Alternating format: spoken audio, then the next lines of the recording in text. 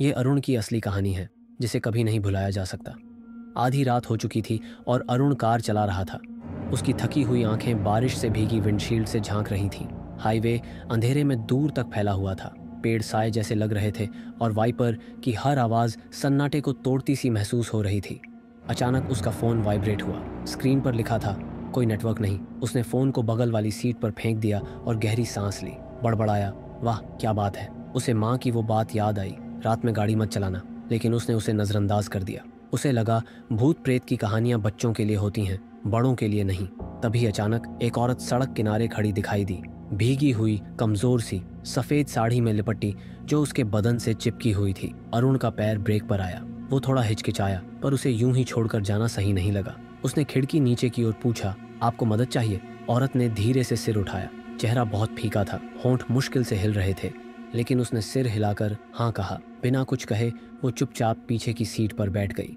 गाड़ी के अंदर मिट्टी की सी महक आ गई और माहौल अचानक ठंडा हो गया। अरुण ने नॉर्मल दिखने की कोशिश करते हुए पूछा, कहाँ जाना है? वो धीरे से बोली, बस गाड़ी चलाते रहो। उसकी आवाज़ इतनी धीमी थी कि बारिश में मिल गई। समय जैसे रुक गया हो।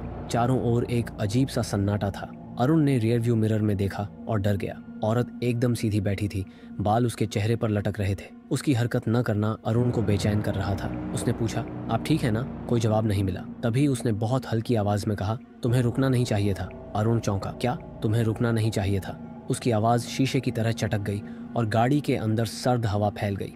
अरुण की रूह कांप गई। उसने दोबारा पीछे देखा। पीछे की सीट खाली थी। वो औरत गायब थी। अरुण बड़बड़ाया, ये कैसे हो सकता है? उसका दिल जोरों से धड़कने लगा। उसने स्टीयरिंग कसकर थामा और एक्सीलरेटर दबा दिया। कार बारिश से भीगी सड़क पर तेज दौड़ने लगी। उसका हर मोड़ पर दम घुटने लगा। फिर एक आवाज़ आई। उसने सोचा बारिश की बूंदें होंगी, बट फिर वो आवाज़ और तेज होती गई, सीधे उसकी खिड़की पर। अरुण की उंगलियां स्टीयरिंग पर सफ़ेद पड़ गईं। वो देखने की हिम्मत नहीं कर पा रहा था। उसका मन कह रहा था, आंखें मत घुमा। फिर वही आवाज़, इस बार साफ और तेज, तुम मुझे यहाँ छोड़ नहीं सकते। अरुण की हिम्मत जवाब दे गई। उसने एक झलक ली। वो औरत कार के बाहर थी। उसकी खाली आंखें अरुण की आंखों से टकरा रही थीं। हाईवे धुंधला हो गया, लेकिन वो अब भी कार के साथ चल रही थी। उसके पैर जमीन पर नहीं पड़ रहे थे। वो चीखी, गाड़ी रोको। उसकी आवाज जैसे हवा को चीर रही थी। अरुण चिल्लाया, नहीं, तुम असली नहीं हो। दुनिया घूमने लगी। हेडलाइट्स टिमटिमाई, बारिश गायब हो गई और कार एक ऐसी सड़क पर फिसलने लगी जो अब थी ही नहीं। सब कुछ अंधेरे में समा गया। बस उसकी डरावनी आंखें बाकी रहीं और फिर सन्नाटा। धड़ाम। अरुण जमीन पर गिर पड़ा, चादरों में उलझा हुआ। उसकी सांसें तेज चल रही थीं, पसीने से भीगा हुआ। वो कुछ पल वहीं पड़ा रहा, घबराया हुआ। बस एक सपना था, उसने कांपती आवाज में कहा, सिर्फ एक बुरा सपना।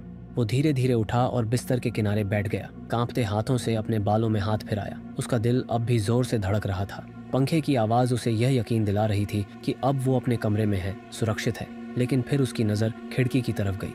खिड़की खुली थी और बारिश की बूंदें अंदर गिर रही थीं। उसे याद नहीं आया कि उसने खिड़की कब खोली थी, या खोली भी थी या नहीं। और वहां खिड़की के नीचे फर्श पर कीचड़ भरे पैरों के निशान थे।